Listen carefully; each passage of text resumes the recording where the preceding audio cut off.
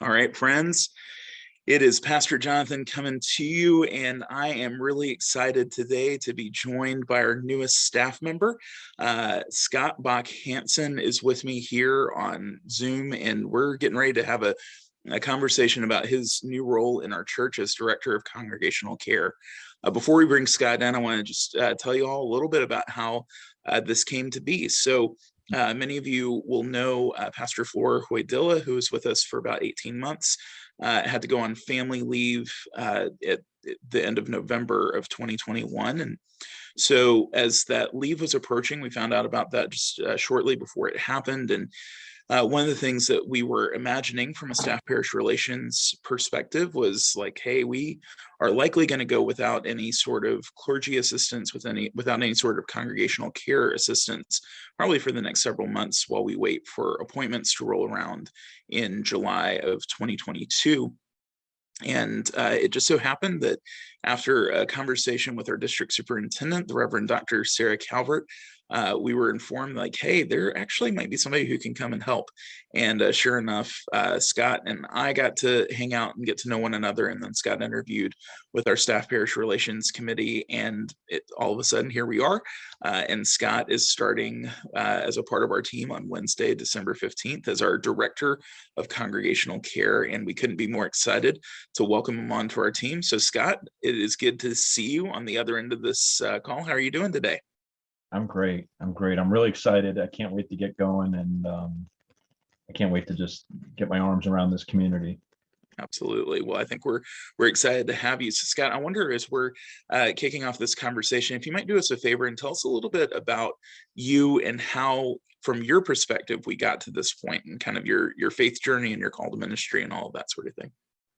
Yeah. So I've been involved in the church, but at a later age. I was born in a house that we really didn't go to church. I was born to Danish immigrants, and they worked 6 days a week, and Sunday was their Sabbath day. It's not that they lacked faith; they just didn't go to church. And so I missed all those things growing up, of going to Sunday school and just learning things that other kids learn. And I found myself, when my dad had gotten sick, my dad dropped news on us that he had been diagnosed with lung cancer. And I dropped out of college after my freshman year and went to work. I went to work delivering pizzas and refereeing basketball games and doing anything I could to make money for the family. And when my dad had a really major surgery that was 50-50 whether he was going to make it or not, I found myself walking through Suburban Hospital, and there was a chapel. And I walked in the chapel and I knelt down and I started praying to this God who I had no relationship with. And I said to myself, I gotta really strengthen this relationship. And unfortunately, my dad passed when I was 24 years old, and we were sitting in the church. I was sitting in the pew, and we got to the point of the Lord's Prayer, and we said, "Our Father who art in heaven." And I didn't know the rest. And I was ashamed, and I hung my head. And I think most people push away from the table. They push away from that relationship with God. But for me, it was really a defining moment in my life that I need to have this relationship. And then fast forward a few years, I was chasing a girl who's now my wife. And for our second date, she said, I'd like to see you again, but I'm really busy this weekend. And I said, well, is there any time? She said, well, how about we go to brunch after church on Sunday? And I was like, oh, okay, yeah, that's great. And that's a perfect time. Where do you want me to meet you? And she said, well, at church. And so when I walked in the doors, I thought I was going to get struck by lightning. And I didn't. And I just felt really comfortable. And I heard a great message that day that spoke to me. And I just started getting involved. I started taking Bible study classes. I started getting involved in taking discipleship 1, discipleship 2, and I started serving on committees. I started helping my wife teach confirmation class, which was great because I had all the answers. So that made it a lot easier. And I just really grew in my faith then. I started getting more involved, serving on more committees. I became president of the United Methodist Men. not only at my church, but also for the district, and became a men's ministry specialist through a lay servancy class that I took, and became a certified lay servant minister. And so that was back in 2010. And when we moved back up here to the DC area, because my mother-in-law has some health issues, I got more involved, and I started serving on more things, and becoming a lay servant minister up here, and serving at nursing homes and providing worship services and doing visitation and helping people that were going through difficult times. And I just looked at it and I said, maybe there's more to this. And a good friend of mine was a gentleman named Ken Jackson, who was our former district superintendent. May he rest in peace. But he said to me, we went to McDonald's one day and had a cup of coffee, and he said, Scott, you need to go into ministry. You're called, you just don't see it yet. And I said, you're right, I don't see it. I was chasing job titles and base salaries. But I told him, I said, you know what, I will go back when the time's right. And I found myself in between jobs a few years later, and I promised myself that I would go back and get my degree, which I did. And by the way, taking statistics and other classes like that when you're 48 years old is not as cool as you think it is. But I earned my degree in 2018. And then during the pandemic, the company I was working for eliminated all US positions. And I was just kicking around on Facebook, and I popped up on one of those memory pictures, and it was Ken Jackson. And he was saying, we talked about this, let's go. And within 48 hours, I was enrolled at Wesley Theological Seminary.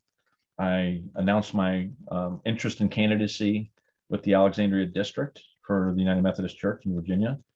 And I became a certified candidate. And last year, there were more pastors than appointments. And so I did not get an appointment in the first go around, which was not totally unexpected.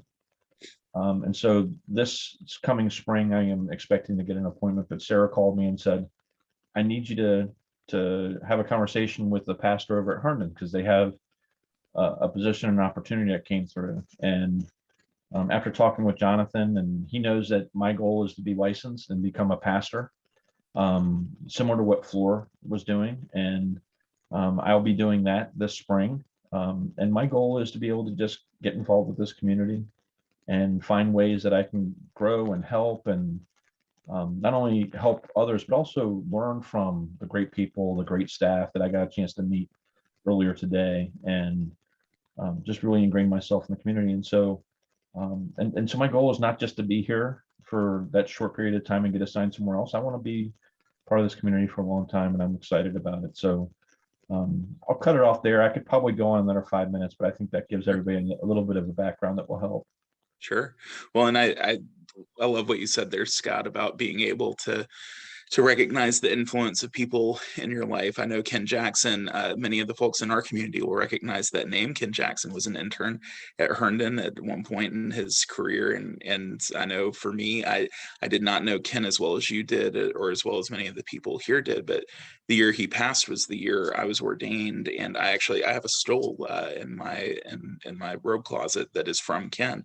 That was part of what his spouse did for ordinance that year. And I just it's amazing how some of those moments weave together and bring us in closer community together. And I would speak for our whole community when I think I affirm what you're saying about pursuing licensing school. And I think our hope is that this isn't some sort of a temporary hire or anything like that. Even though it's a hire that our church is making right now, our hope is that the licensing school piece will come through, and then that this would become an appointment as of July 1st. So we're excited to dream about that possibility together.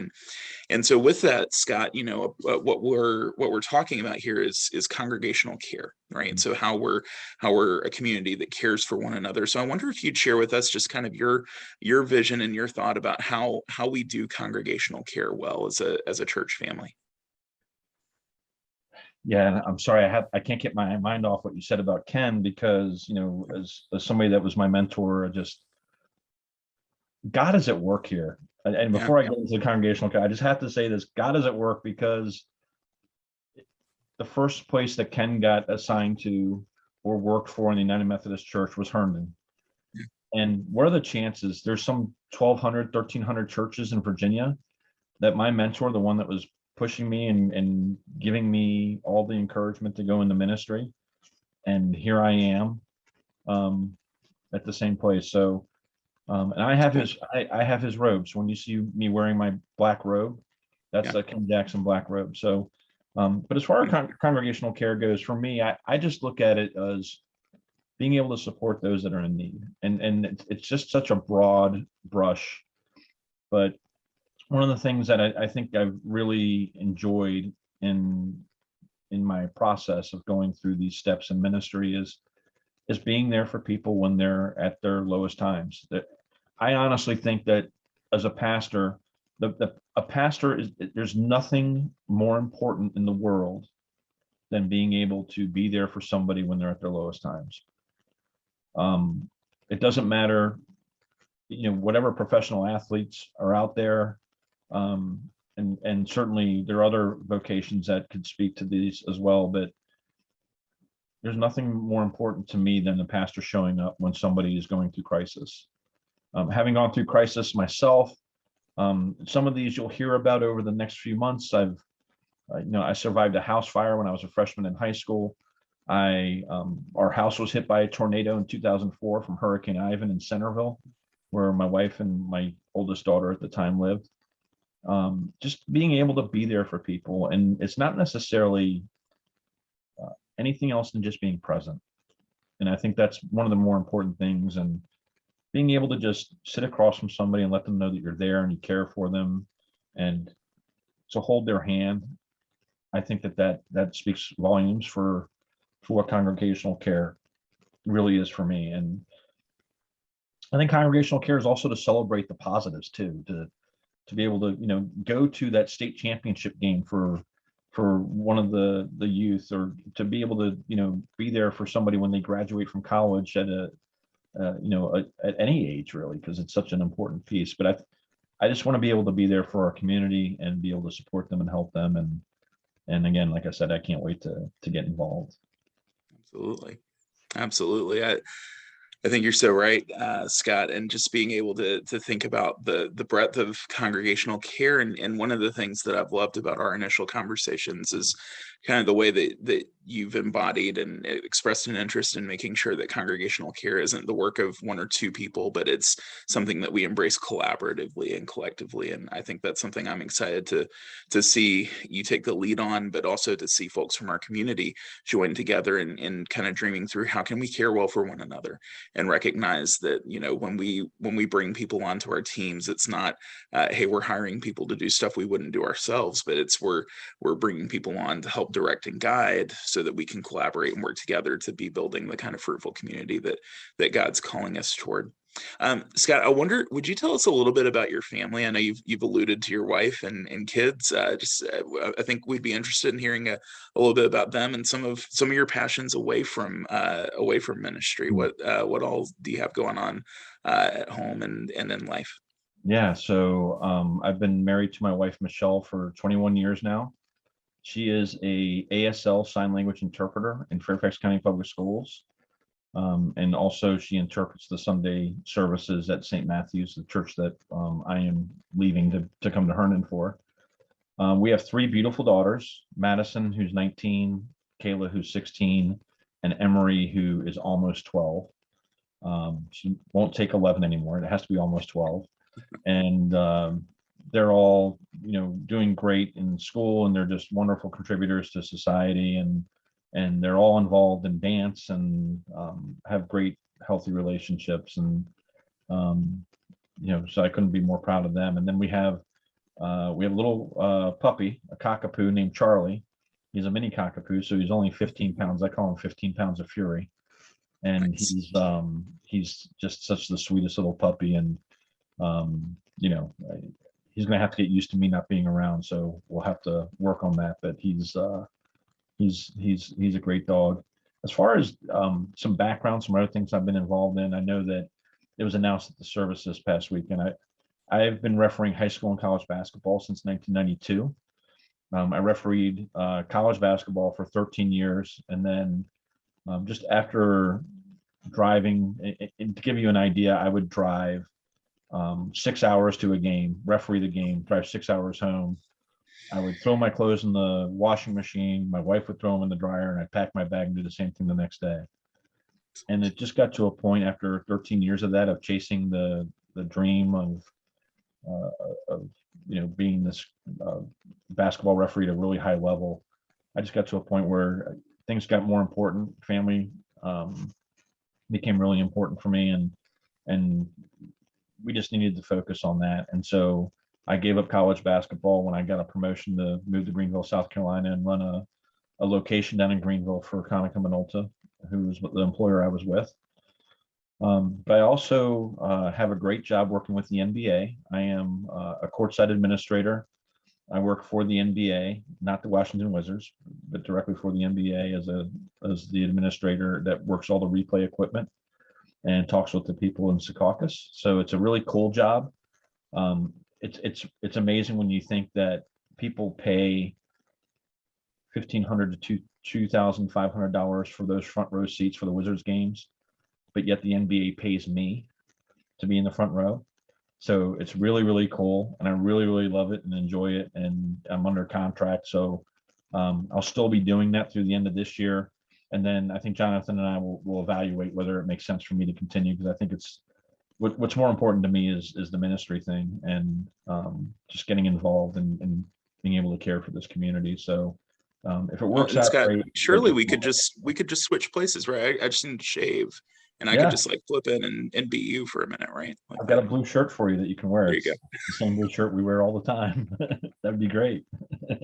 Love it. Well, it's so cool to have those passions and those things outside. And our congregation's used to hearing a little bit about basketball, usually completely unbiased, very, very just level-headed approach to basketball around these parts. But I think we'll be very excited to have you as part of our community for much, much more than just your basketball knowledge, Scott. I think we can all sense your passion for ministry, your passion for people, and the excitement that you're bringing to the table for this opportunity. And it's not just an opportunity for you; it's an opportunity for our church community to be nurturing someone in their call and to be growing together as a church family. And I think that's really great. So I'm going to get out of the way, Scott. You get the last word. What's the last thing you'd want the people of Herndon to know before we sign off today?